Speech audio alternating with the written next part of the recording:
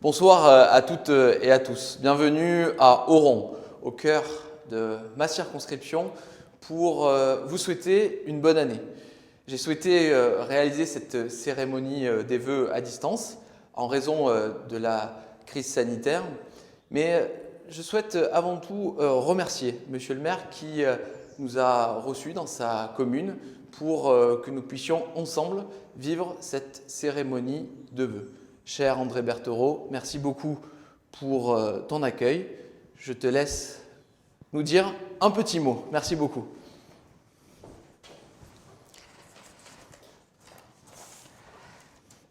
Mes chers amis, je suis très heureux de vous accueillir dans cette salle habituellement réservée aux mariages et aux expositions. Je tiens à remercier notre député Jean-Marc Zulesi qui me fait l'honneur et l'amitié d'avoir choisi Oron pour y présenter ses vœux à la 8e circonscription. Remercier également les quelques membres du conseil municipal et administrés privilégiés pour leur présence. Il n'est pas commun qu'un député fasse l'honneur de choisir un petit village de 570 habitants pour y adresser ses vœux à sa circonscription. Habituellement, on choisit une salle afin d'y accueillir un grand nombre de sympathisants et d'amis. Eh bien, cette année, les choses se sont inversées. Et nous voici quelques-uns dans cette salle des mariages d'Oron où je vous souhaite la bienvenue. Le passage d'une année à l'autre est un moment agréable que je partage chaque année avec les Oronaises et les Oronais, des amis maires et des élus. C'est l'occasion de se souhaiter les meilleurs vœux pour l'année à venir. Oron, c'est une tradition. Nous fêtons les vœux et les rois en même temps. Cette tradition, nous ne la partagerons pas cette année. Mes chers Oronais, aujourd'hui est une rare et particulière occasion que j'ai de vous témoigner ma reconnaissance. Vous, mes administrés, qui contribuez à un moment ou à un autre à animer, à faire vivre, à construire et à dynamiser notre commune. À peine remis des dégâts des vagues successives des attentats, des gilets jaunes, des secousses climatiques que le monde a connues, nous voici empêtrés dans les tentacules d'un virus rampant qui ne nous laisse aucun répit. L'année 2020 restera certainement dans nos mémoires comme celle des épreuves et des défis. Celle où les affirmations de la veille étaient contredites 3 jours après. Celle où nos libertés étaient mises à mal pour des raisons sanitaires. Ce virus, que nous ne prenions pas trop au sérieux il y a 1 an déjà, a modifié nos habitudes de vie et de travail, suscitant aussi et légitimement notre inquiétude pour nos proches et les plus fragiles d'entre nous. Oron, malgré sa petite concentration d'âmes, sa situation géographique éloignée des fortes populations urbaines, n'aura pas échappé à cette pandémie. Je veux d'abord retenir de cette année écoulée la solidarité commune sous toutes ses formes qui nous a permis de traverser des instants difficiles. Nous avons pu, à notre niveau, compter encore une fois sur l'engagement de l'équipe municipale, des agents municipaux, administratifs et techniques, afin de servir toutes celles et tous ceux qui avaient besoin d'aide. Nous avons en urgence trouvé les moyens d'aider nos administrés en leur fournissant 2500 masques lorsque la France était en rupture totale, mais aussi en fournissant à des cabinets d'infirmières, des médecins et la maison de retraite de Pélissane lorsqu'elles étaient en grande difficulté. J'en profite pour vous informer qu'il y a encore des masques en tissu lavables. Ils sont à votre disposition en mairie et n'hésitez surtout pas à venir les renouveler. Le printemps 2020 a été le moment du renouvellement des équipes municipales à Oron comme dans toute la France. Je veux à nouveau saluer le travail des élus sortants. Je remercie le nouveau conseil municipal qui, bien qu'en attente d'installation, pendant 2 mois, s'est mobilisé au service de la commune et auprès de ses aînés. Je tiens particulièrement à remercier notre directeur, Fabien Cascalès, mais aussi Claudine et Alice et Véronique, et le personnel d'encadrement pour leur implication sans limite, et aussi associer le personnel qui assure en permanence la désinfection des locaux pour le plus grand confort et la sécurité des enfants à l'école comme à la cantine. Véronique, Cécilia et Chantal. Notre médiathèque s'est conformée à toutes les règles sanitaires afin de continuer un service adapté. Et je remercie Régine, Sonia, Agnès, Maurice, Sylvie, qui se sont investis durant cette période. Cet été, nous avons pu organiser, à minima, quelques petites soirées musicales qui auront, je l'espère, égayé vos soirées. Et je remercie l'ensemble du comité des fêtes pour cet engagement. Les chantiers de cette année qui débutent seront importants. Et même si le retard ne se rattrape pas, dès les autorisations de reprise du BTP, nous avons mis en œuvre des chantiers interrompus, mais ils sont pratiquement tous terminés. La rénovation du boulodrome est engagée. Viendront ensuite d'autres chantiers importants et j'espère qu'avant la fin de l'année, le conseil municipal pourra vous présenter les plans de l'agrandissement de la salle polyvalente. Ce sera d'ailleurs la principale action de ce mandat pour le conseil municipal. Avant de laisser la parole à Jean-Marc Zulesi, et puisque cela est de tradition, je tenais avec l'ensemble du conseil municipal, adresser tous mes vœux à l'ensemble de la population d'Oron. Que cette année 2021 soit merveilleuse. Que cette année vous protège ainsi que tous ceux qui vous sont chers. Que cette année soit douce et agréable. Que cette année soit une année d'espoir, de paix et d'optimisme. Je vous le souhaite du fond du cœur. En attendant, prenez bien soin de vous et des autres. Prenez bien de plaisir à vivre dans notre belle commune d'Oron. Cher André, un très grand merci pour tes mots, un très grand merci pour ton engagement au service de ta commune, mais pas que, puisque tu es aussi à la métropole et tu défends les intérêts aussi de ta commune, il faut savoir le dire, et sache que ton engagement inspire aussi le mien par notamment ton engagement et ta proximité. Il y a une coutume, lorsqu'on fait ces cérémonies de vœux, c'est de vous présenter une vidéo qui retrace une partie de mon engagement durant cette année. Alors je vous propose de laisser place à cette petite vidéo.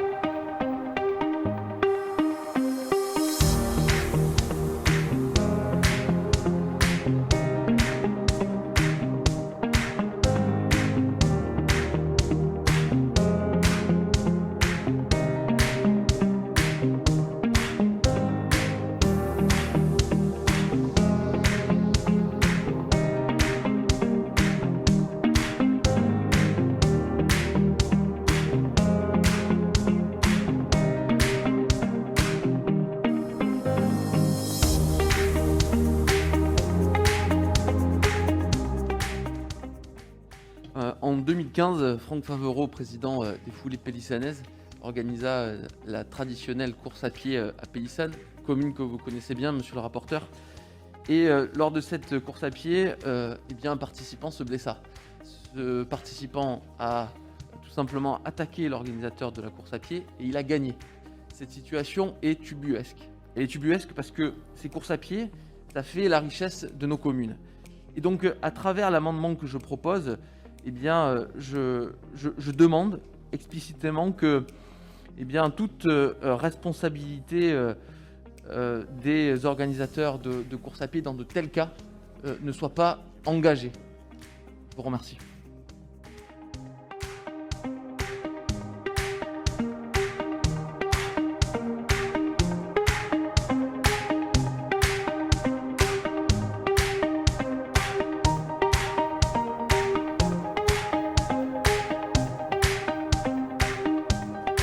C'est la raison pour laquelle, et ça a été rappelé, mais nous avons souhaité unir nos forces, mettre de côté nos étiquettes politiques pour ne garder qu'une seule étiquette, c'est celle de l'étang de Berre. On a travaillé pendant 9 mois sur le terrain, on a travaillé pendant 9 mois au contact des citoyens, nous sommes allés à Bruxelles, et puis une innovation, je le dis, nous avons lancé une consultation citoyenne.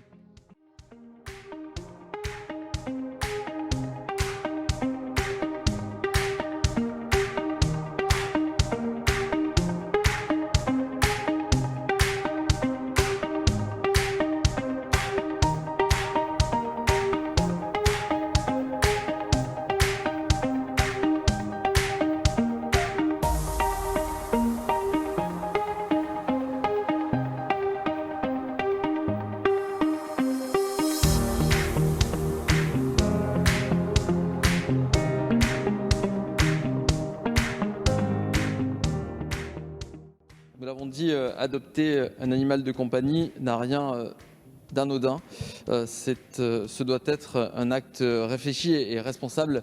C'est en somme un engagement. C'est à ce titre que je vous propose, à travers cet amendement, de travailler notamment avec la SPA de Salon de Provence, et bien que ce certificat soit non seulement un certificat de sensibilisation, mais aussi un certificat d'engagement. Je vous remercie.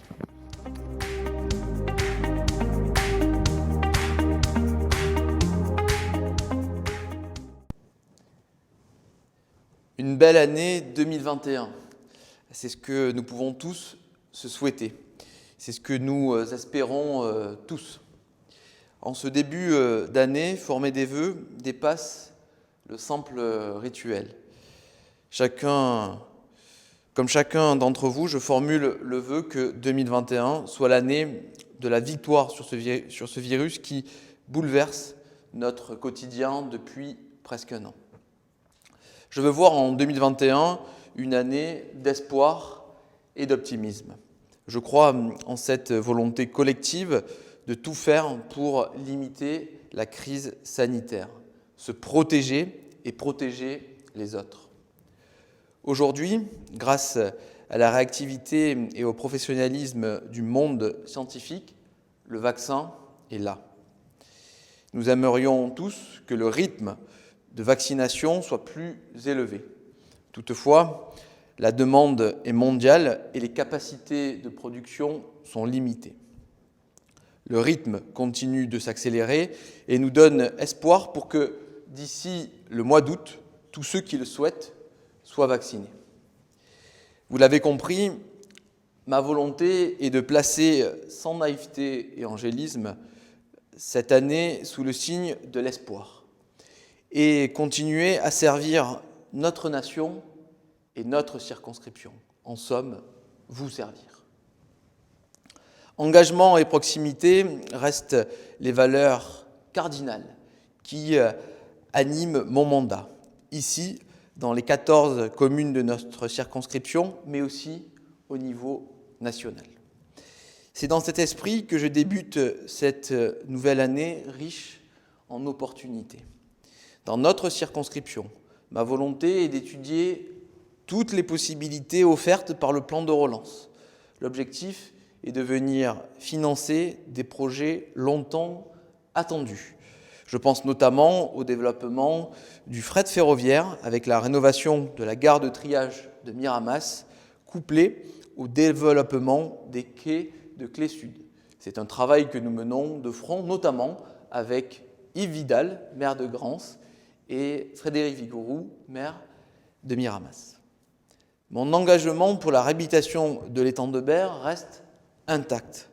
Le rapport parlementaire réalisé en lien avec mes collègues Éric Diard et Pierre Dharréville a été voté à l'Assemblée nationale. Il a été salué et remis à la ministre Barbara Pompili et présenté auprès de tous les acteurs de notre étang de Berre, à la fois sur le terrain, mais aussi en sous-préfecture d'Istres. Les voyants sont donc au vert et là encore, le plan de relance contribuera au financement des 20 mesures que nous proposons. Enfin, je suis optimiste quant à notre capacité de faire que le projet de reconstruction de l'hôpital du Pays Salonnais se concrétise. Les contours de ce village santé se dessinent grâce, une nouvelle fois, à la mobilisation du personnel hospitalier. Les élus partagent la pertinence du projet et ont trouvé le terrain approprié. L'heure est maintenant à la coordination de l'ensemble des acteurs pour que soient validés les financements de ce projet ambitieux et attendu. Au niveau national, la gestion de la crise sanitaire et le soutien à notre économie seront la priorité de ce début d'année. C'est un point important, car ensemble, nous devons être en capacité de limiter les conséquences sociales et économiques de cette crise sanitaire. Je peux d'ores et déjà vous annoncer que grâce à l'action des députés, le remboursement des prêts garantis par l'État est décalé d'1 an. Pour autant, nous continuons le travail parlementaire pour inscrire dans la loi les engagements pris il y a plus de 3 ans. C'est ainsi que je m'investis sur de nombreux sujets, dont la lutte contre la maltraitance animale, l'écologie, le développement durable, l'aménagement durable de notre territoire restent également au cœur de notre action et le texte de loi climat et résilience, issu de la Convention citoyenne pour le climat, sera une nouvelle étape pour la préservation de l'environnement. Je vous le dis, je m'engagerai sur ce texte de loi et je porterai votre combat. L'énergie et le dynamisme portés au niveau national, c'est ici, sur le terrain, que je viens les chercher. C'est ici, auprès de vous, que je touche du doigt le sens de mon engagement. Cet engagement sincère, cet engagement qui me conduit avec beaucoup d'énergie à porter vos combats. Cela me permet de connaître votre réalité pour défendre vos intérêts.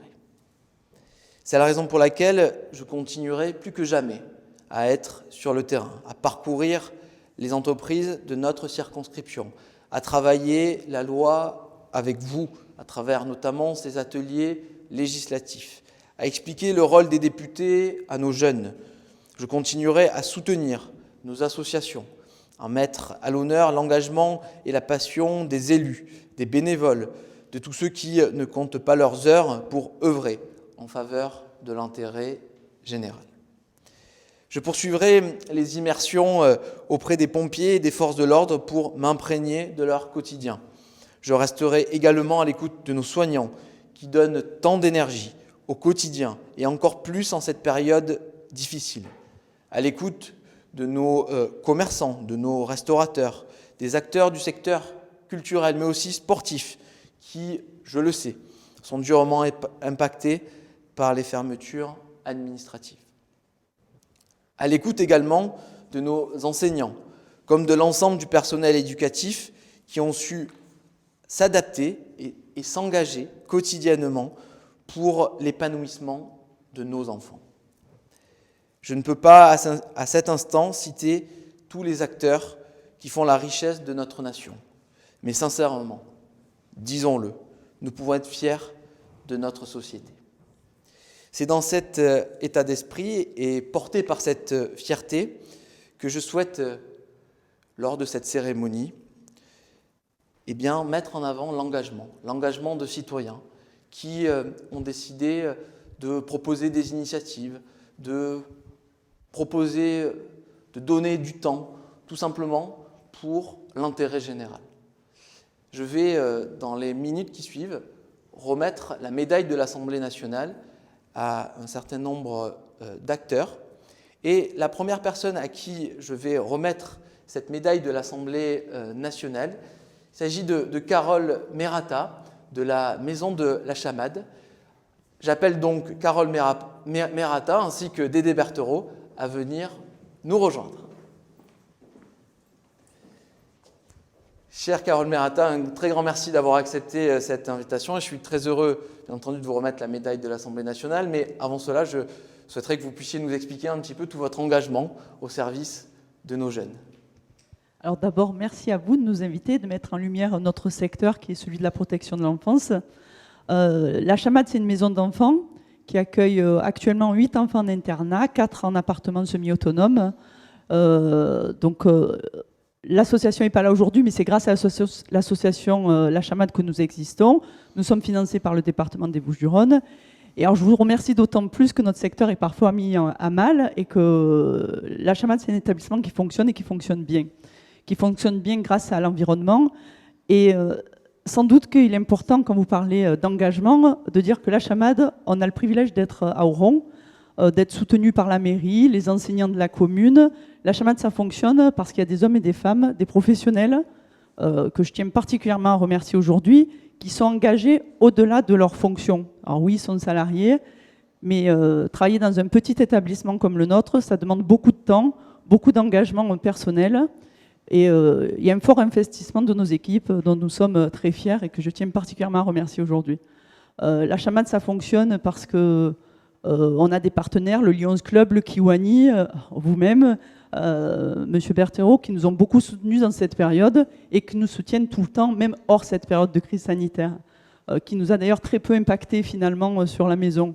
Les enfants vont bien, les équipes vont bien, ça a bien fonctionné, on a eu de très beaux projets tout au long de l'année, voilà, avec de belles réussites. Que dire de plus? Nous avons des grosses actions autour de la citoyenneté, des valeurs fortes de l'association. Au niveau de l'environnement, je sais qu'aujourd'hui, une jeune fille va être médaillée et c'est formidable de pouvoir participer à ces actions. Tous les jeunes de la Chamadie participent régulièrement à des actions de nettoyage. On essaye de les sensibiliser sur les questions planétaires qui nous occupent, sur l'environnement. Notre accompagnement aujourd'hui, on a des enfants de 7 à 16 ans sur la structure et à partir de 17 ans qui occupent des appartements semi-autonomes sur la commune voisine, sur Pélissane. Notre objectif, c'est de pouvoir accompagner ces jeunes jusqu'à l'accès au logement et à l'emploi. Et on se félicite, alors c'est un peu... merci de nous mettre en lumière, mais on se félicite de nos résultats parce qu'aujourd'hui, tous les jeunes qui ont quitté la Chamade sont en emploi et sont sur des logements autonomes. Ils vont bien, ils continuent à venir nous rendre visite et la Chamade, c'est un peu leur maison. Et voilà, c'est un peu la particularité de ce site qui est tout petit. C'est une petite association sur une petite maison. Et cette idée d'avoir un environnement familial, eh bien, ça fonctionne et ça fonctionne très bien. Et peut-être qu'aujourd'hui, la protection de l'enfance, il faut la regarder de ce côté-là aussi, de ce qui fonctionne, sur des petites structures un peu atypiques, mais qui finalement fonctionnent plutôt bien, et pour les jeunes et pour les professionnels qui y trouvent plein de nouveaux projets. Voilà, on peut innover continuellement, quoi. Très bien, en tout cas un très grand merci à l'ensemble de vos équipes aussi qui font un travail exceptionnel. Et cette médaille de l'Assemblée nationale, c'est avant tout la médaille pour la Maison de la Chamade et pour reconnaître l'engagement de l'ensemble des équipes qui travaillent à vos côtés. Merci beaucoup. Merci pour eux. Je vous en prie.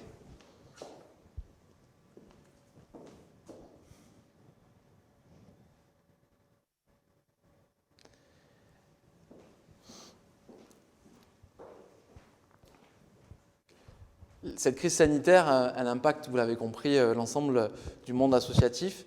Mais malgré cela, le monde associatif continue de pouvoir aller de l'avant. Il y a un certain nombre d'initiatives qui sont portées, notamment ici à Oron. Et j'ai été assez marqué par une initiative, puisque j'ai partagé ce moment avec eux, d'une marche portée par le Téléthon. Et donc il m'a semblé important de pouvoir tout simplement valoriser et mettre à l'honneur aujourd'hui Véronique Le Fur du Téléthon. Donc j'appelle Véronique à venir nous rejoindre. Chère Véronique, bonjour. Est-ce que vous pouvez nous dire quelques mots de votre engagement, de l'engagement du Téléthon et puis peut-être des difficultés que vous avez rencontrées durant cette crise sanitaire pour bien tout simplement déployer les initiatives du Téléthon? Tout d'abord, nous avons été ravis de vous recevoir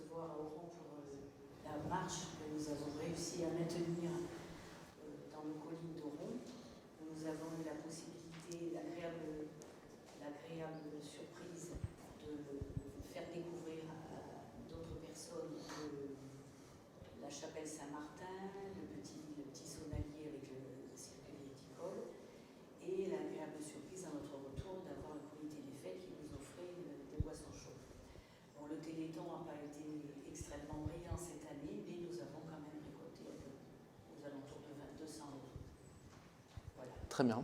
Il est vrai qu'au niveau de la commission Action sociale solidarité, les problématiques de notre aide se limitent à l'information, parce que l'animation, c'est pas très possible en ce moment. Nous avons dû annuler les ateliers seniors, les activités. Pourtant, en septembre, il y a une activité qui a très bien marché, c'est organisé par Silver Surfer, c'est l'aide aux seniors pour l'apprentissage sur Internet, ce qui est très utile actuellement pour faire des démarches. Par contre, le reste, c'est resté un petit peu en stand-by. Bien sûr, d'accord. Et vous avez certainement un peu d'espoir sur cette année 2021 pour qu'on puisse retrouver une certaine dynamique autour du Téléthon. Est-ce que vous avez déjà prévu de nouvelles actions, une nouvelle marche peut-être? Tous les ans, on organise avec les villages d'Alens et Vernay une marche nocturne, des goûters et puis un loto. Bien sûr. Donc oui, évidemment, ça nous demande à l'avance d'aller récolter des dons, des cadeaux, des lots. Et cette année, j'espère qu'on pourra le faire à l'automne. Écoutez, un très grand merci en tout cas. Merci pour ce témoignage. Et puis tous ensemble, engageons-nous comme Véronique Le Fur dans une association pour que justement nous puissions porter ce message d'optimisme. Un grand merci et puis n'oubliez pas votre médaille de l'Assemblée nationale.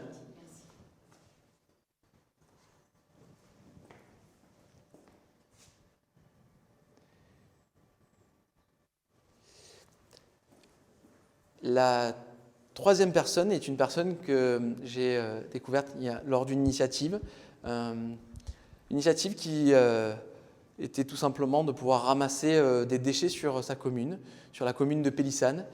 C'est Jeanne Casetta. Jeanne Casetta, elle a proposé l'idée à sa municipalité, la commune de Pélissane, et la commune l'a accompagnée. Elle a mis en avant son action et je le dis, ce fut un succès puisque j'ai participé à ses côtés à ce ramassage de déchets. Donc j'appelle Jeanne Casetta qui va venir nous témoigner de son action.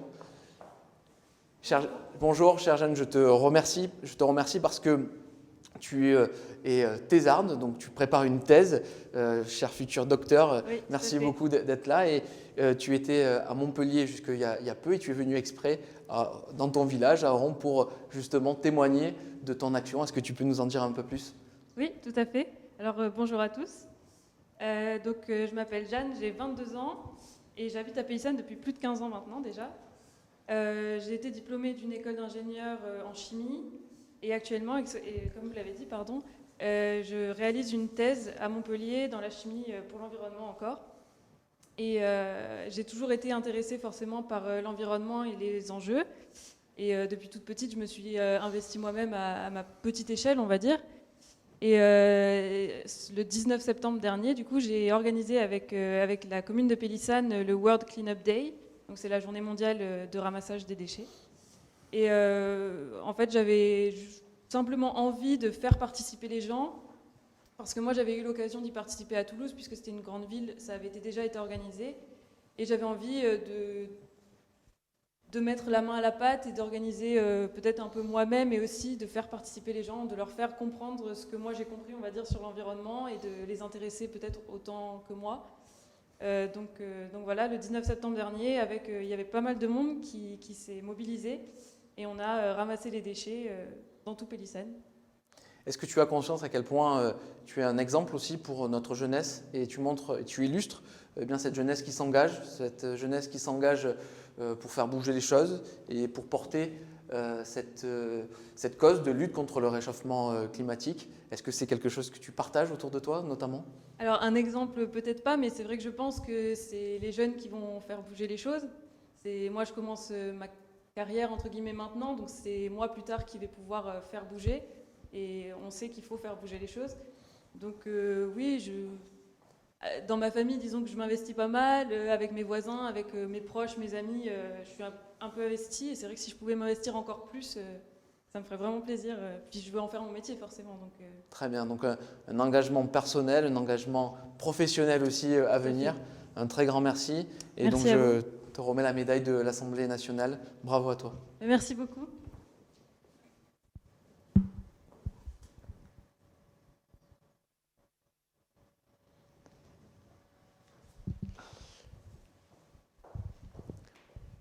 La quatrième et dernière personne à qui on va remettre cette médaille de l'Assemblée nationale, c'est Daniel Zimmerlin.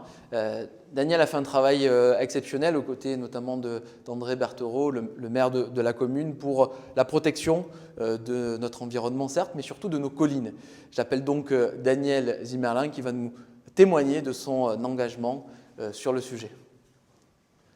Bonjour. Bonjour. Est-ce que vous pouvez nous dire un petit peu tout le travail que vous avez réalisé aux côtés de la municipalité pour justement protéger nos massifs forestiers?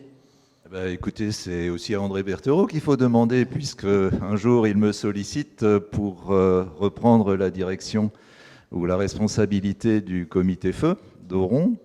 Et puis, ma foi, après une vie professionnelle assez remplie et ne sachant pas trop comment j'occuperais mes journées, je me suis dit, voilà une occasion unique. D'autant que mes activités précédentes, je travaillais dans l'environnement et le recyclage. Donc, s'occuper de la protection de l'environnement de notre commune et des magnifiques collines qui nous entourent, c'est quelque chose qui, évidemment, m'a tout de suite motivé. Là-dessus, c'est posé un problème technique, autre chose qui m'intéresse, ainsi que d'ailleurs la gestion de l'argent public, puisqu'il était question de remplacer le 4x4 du CCFF, engin qui coûte néanmoins 70 000 €, ou même un peu plus, vous le savez, puisque le département subventionne. Et ma foi, je me disais qu'il y a peut-être une autre solution pour une commune comme Oron de 540 habitants, puisque ramener à l'habitant, ça fait quand même un peu cher, 70 000 €.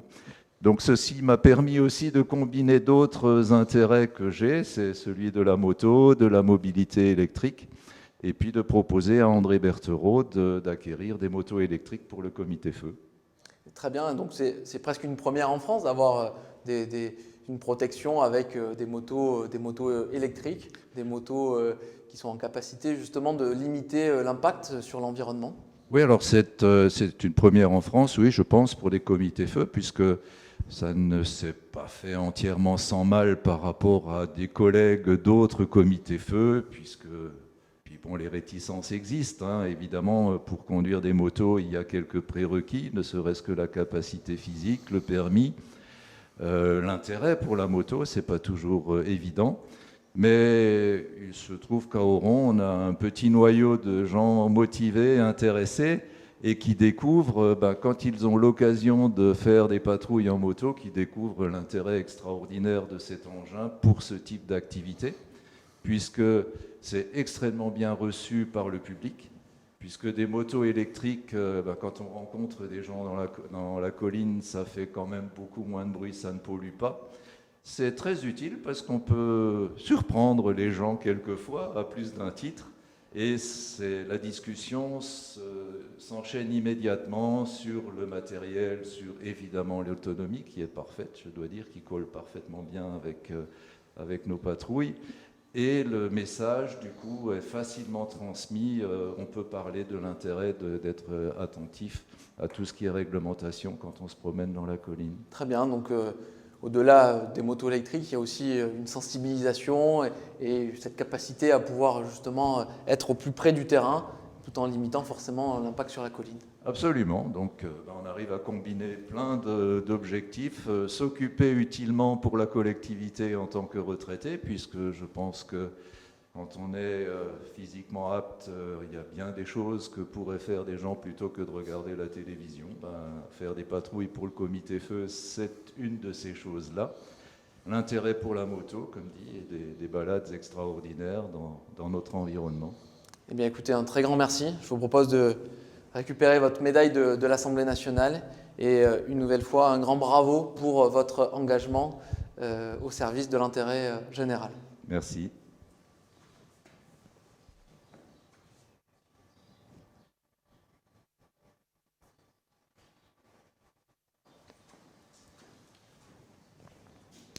Mesdames et messieurs, cette cérémonie touche à sa fin. Je tiens à vous remercier pour votre présence, même si c'est une présence en ligne, je dirais.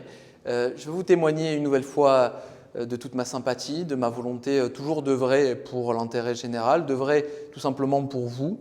Et puis, une nouvelle fois, je souhaite tout simplement vous adresser mes meilleurs vœux pour cette année 2021. Je vous remercie.